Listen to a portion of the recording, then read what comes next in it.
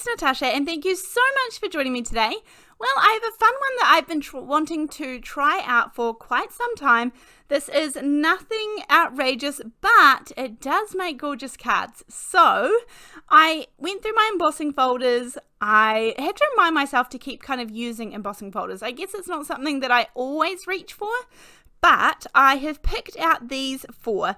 Now I kind of got a range because I figured that it's good to try different options. And lots of the times behind the scenes, people who create videos often create several versions or might try different things, but you may only see one on screen.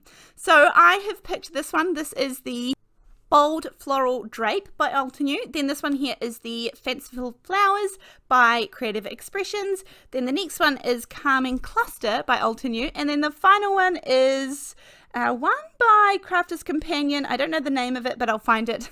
It will all be linked down below, as will all of the products that I have used today. They'll all be linked down below. And we are going to use these. Now, I went ahead and did a little bit of work before the video just so I could kind of make this go a little bit smoothly. And for this, I used the Lawn Fawn Kraft cardstock and the Lawn Fawn Vellum. Now, I love their Kraft cardstock. It's nice and thick. And just really good for making card bases, but also their vellum is £36 and that is nice and heavy for doing techniques too. So as I said, I went ahead and did a little bit beforehand. So this one is the Bold Floral Drape. All of these pieces are cut to 4 1/4 by 5.5 inches. Then they've been run through the embossing folders. So this one here is the Fanciful Flowers.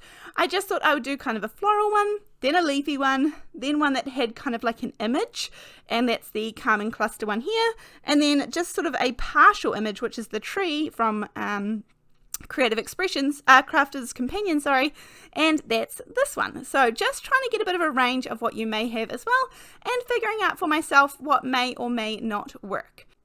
Now, for today's technique, I'm going to use this flat sponged dauber. Now, these sort of were more popular before the domed ones, if I remember correctly. However, it's still good to have a few in your stash because they are good for particular techniques. And for this technique, I'm going to be using the Lunar paste. This one happens to be by Hurley.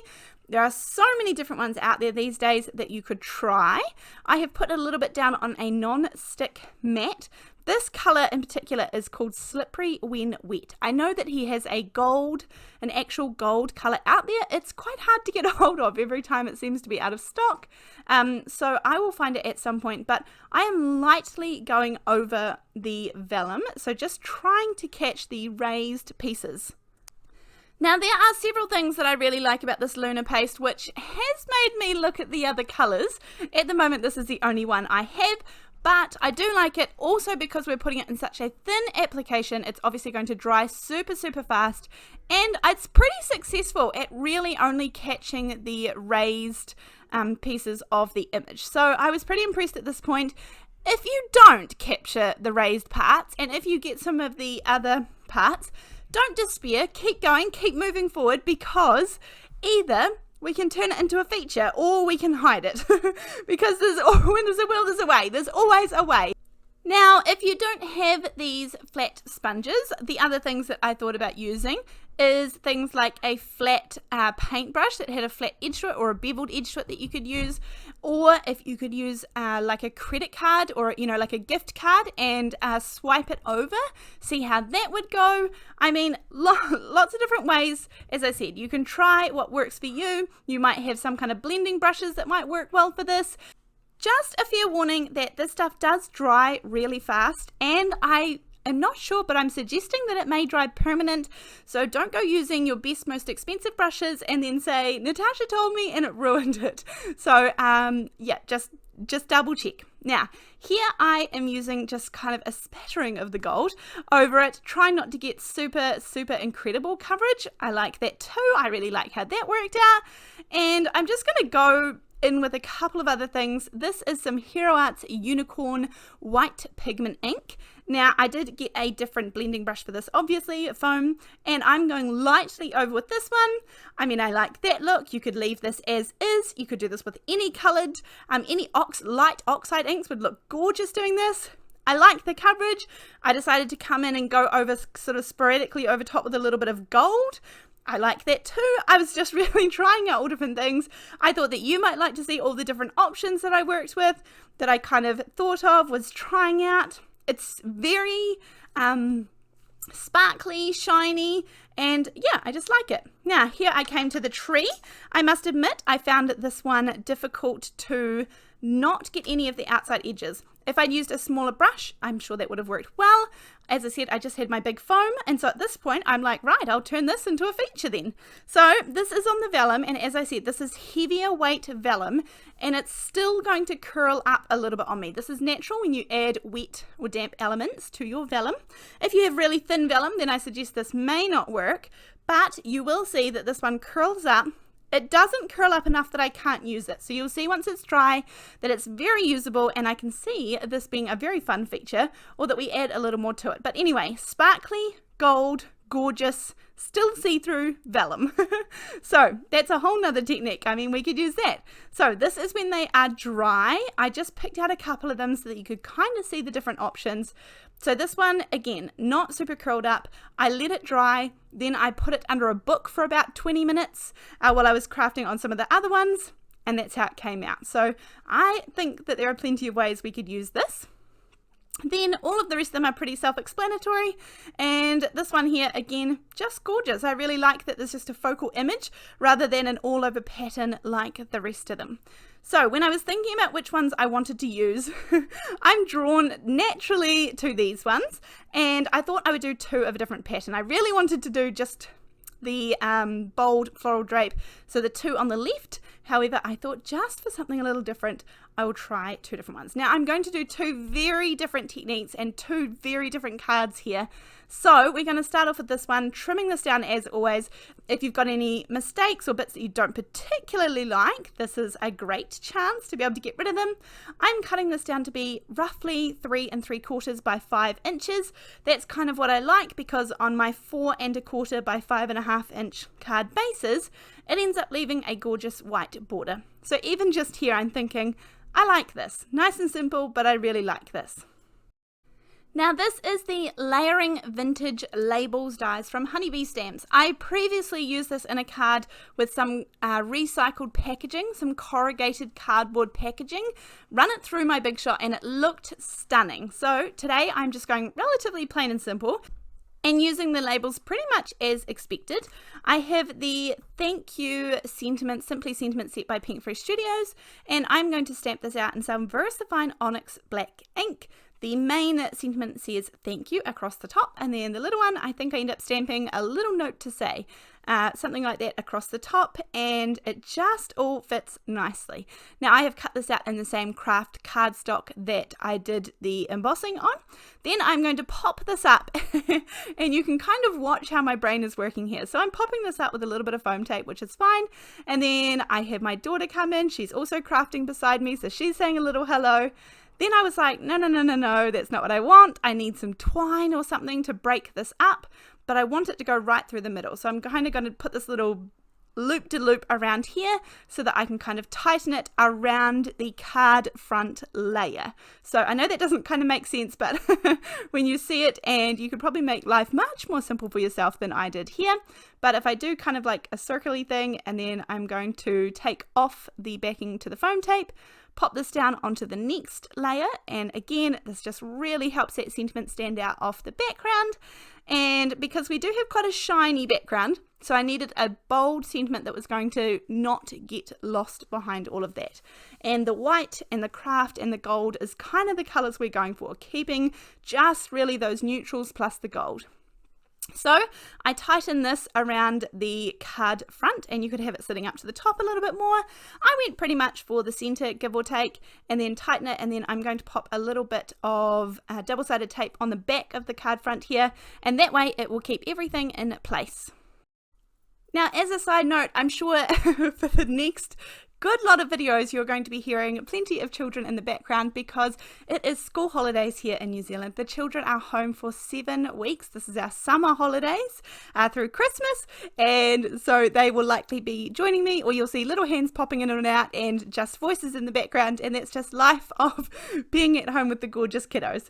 So that's okay, but that's just what it is. Everybody's fine, I promise. And right, so we are popping this onto a card base, and I'm keeping this simple. This is done for me, super simple. That gorgeous shine is beautiful. I love the labels on the front, simple, beautiful. Right, the next one, I'm actually going to use up some of the labels that I had die cut in a way that you might not expect. Now there's this one here, you can see up in the top corner, after I end up cutting this down, in the top corner, there's a little bit where I've caught the background. As I said, when this happens, we just kind of move forward and we deal with it and we think, I'll hide that later on. Somehow we'll work on that later on. And that's pretty much how this came about. But I like how this turned out. And I just kind of kept going, and this is what happened. So I trimmed it down a little bit. Again, it's going to be a similar size to the last one. This is from Picket Studios. It is a Slimline die. Hello Slimline die, obviously. However, I like this. I don't really make Slimline dies at all, but this is perfect for me because it gives me options. I love options when it comes to purchasing products and extending, whether I want it to go to the left, to the right, how I want to use that really long strip underneath. So this is perfect for me. Now, I really like this. I'm going to take a little sentiment from the other thank you set that I just used before, the Simply Sentiments Thank You, and it's just a nice little sentiment that's going to go underneath. And that is what I also love, is that even though these are different companies, I can join them up together. It's a nice little sub sentiment. That bit down below is thick enough that it's going to fit lots of different sizes and styles of sentiment. So just things I think about before I go ahead and purchase something. So I've got my little sub sentiment. Now these little labels, that again, it's from the vintage label set from the Honeybee Stamps, and I was looking at these thinking I'd already die cut them and I'd put them to the side because I wasn't going to use them, and then I needed a way that I was going to cover up that background gold that had gotten there. So I am going to put a little dollop of double-sided tape on each corner. Then I need to kind of roughly measure where I'm going to put my sentiment because I want there to be a little more holding down the vellum. So naturally I'm going to hide it behind where I put the die cut. So I just put a strip roughly across the middle. This is going to cover it, give or take. No one will see this. I put this down onto my card base. So again, it's just a plain white 4 1/4 by 5.5 inch card base. This is the Frenchville brand cardstock. I get it from Spotlight here in New Zealand. I know that Australia sells exactly the same one. It's relatively cheap and cheerful. It's still £110. It's a crisp white cardstock and is great for alcohol inks. I really love it, and this is what I use for my card bases and my card fronts. So I've cut each one of those labels in half. Then I go to put some double-sided tape on the back here, and I put a little bit on each of the letters, not too much, enough that it's going to keep it in place. I know it's going to stick well to the vellum, and that's why I don't use liquid glue in this case, because I'm sticking it down to vellum.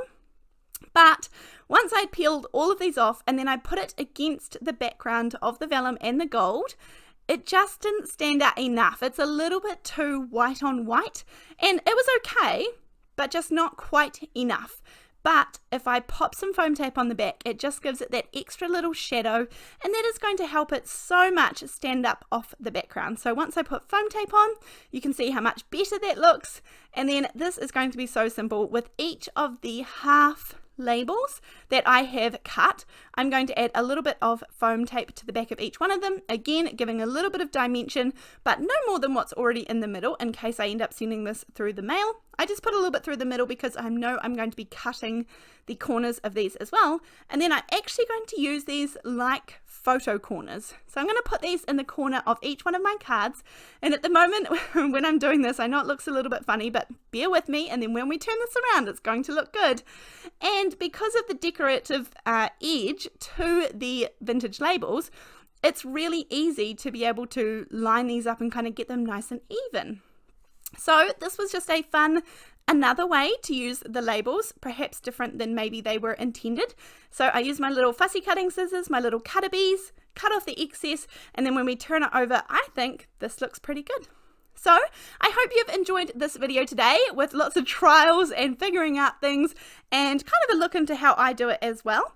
But other than that, thank you so much for joining me today. Of course, there will be links to all of the products down below. I also have a link to the Buy Me a Coffee page in case you would love to support my channel. I appreciate that so much. I release 3 videos a week, and I look forward to seeing you guys in the next video. Thanks so much, and I'll see you then. Thanks, bye.